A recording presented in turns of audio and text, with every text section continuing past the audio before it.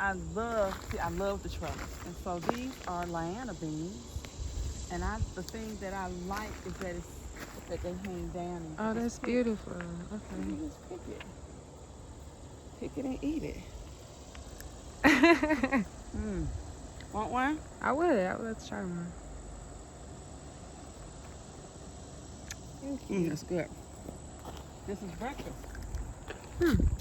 Breakfast. Fresh. Very fresh. So I have more beans here that I need to finish trellising on.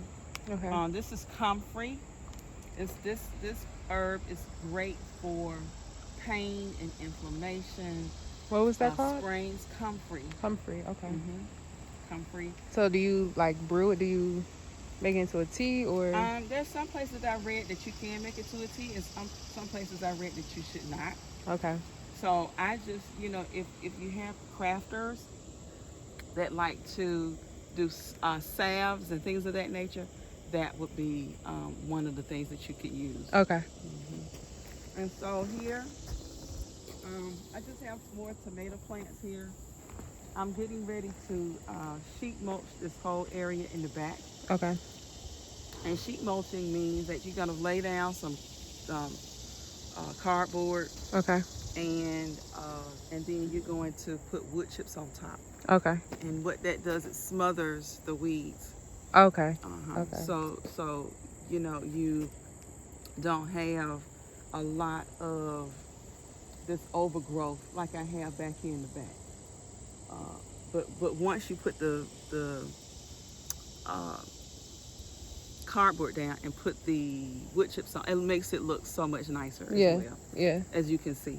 So it's just me in here doing this work. Oh wow. And so it takes time. Yes. And I used to be so, over the top about, people coming out and, and looking at the place. And, Yeah. It's so overgrown and this, that, and the other. And I'm like, this is what farming is all about, especially when you're doing it by yourself. Yeah. This watermelon Oh, you're growing watermelon? decided to come up from a seed that had fallen from the watermelon that I had here last year. Okay. So I didn't actually plant this, but it decided, hey, I want to be here, and came right on. That's beautiful. Yeah.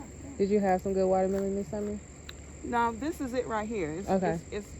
It's late because the weather was so sporadic. Okay. I mean, because it stayed cold for so long in the beginning of the year. Okay. And when you have people manipulating the chemistry, Okay. then you have issues with getting in the ground when you should. Okay. So, but you just learn to work around that. You just work around whatever is thrown at you. And I love our ancestors for being able to do that. Yeah. For being able to withstand so much for us. Yeah. So that we could be here and to grow and to flourish. Okay.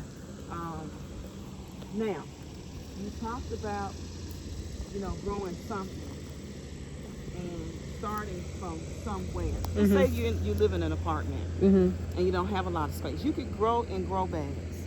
Oh wow. Oh, these are what these are. Grow bags. Grow bags, yes. Okay. And the only there's good and bad in everything. Mm-hmm. So the only drawback to being in a bag versus in the ground is that the plant depends on you for its fertilization. Okay. And for fertilizing. So you have to make sure you keep up with that. Okay. Because in the ground, the roots can go and get the nutrients that it needs. Okay. In the pot, you have to give it those nutrients. So that's the only drawback to planting in a grow bag. But the advantage is that you can grow. You can move this bag wherever you want it to go. Cool. So I have moved bags all over. Okay. Okay. So anyway, that's the front of the farm, and then I have the side and the back. So let's go this way. Okay. Now, do scarecrows really work? When I first put it in. Really? And when I first put it in, people thought it was me. They would Uh-huh. wave at the scarecrow, and I'd be standing over here. That is so That is silly. not me. Yeah.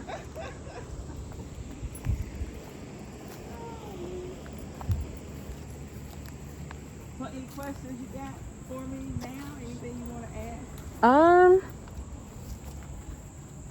So what do you do in the winter? Is there anything that you can grow in the winter, or is there anything that you have to get prepared for? You get prepared for it. So Okay. in the fall, you have leftovers, things that are left over from the fall crop.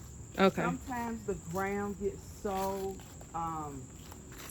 frozen Okay. that you can't grow anything in it. But say for instance you've got collard greens or something, or something that's hardy like that will grow through the winter because they can withstand those temperatures. Okay. Okay. So you can see back here, I'm really just putting in more mulch. In the fall, we tend to get more rain Okay. than we normally would do, and I've noticed that over the past 5 years or so, that's been happening. So it's been washing everything out, as you could tell by the look at the soil. Yeah. So remember, I was saying that you have to make adjustments. Mm-hmm. So you have to come up with a way to work around whatever the case may be. And so for me, I'm just putting in more mulch to help keep my beds from shifting. And in the springtime, this will break down. Okay. And a lot of this I can actually use as soil to break down the soil.